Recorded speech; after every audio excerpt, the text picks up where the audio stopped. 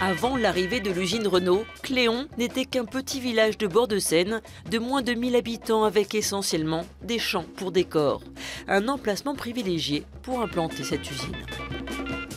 Ce site a été choisi parce qu'il y avait la Seine, qui est un élément important, qui continue d'ailleurs dans la lettre pour les transports.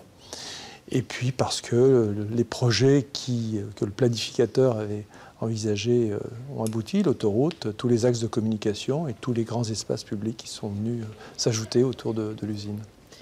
En 30 ans, la population a augmenté de plus de 500% jusqu'à dépasser les 6000 habitants en 90.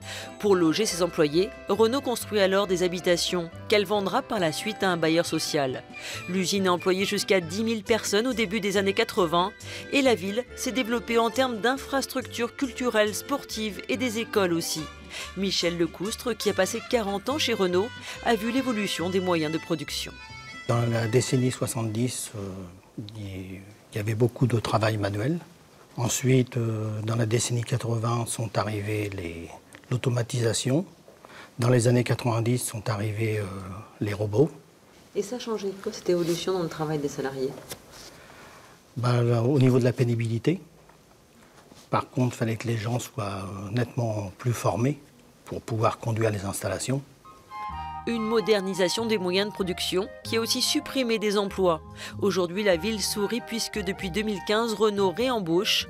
Au total, l'usine compte plus de 5000 salariés. C'est l'un des plus gros bassins d'emploi de la région.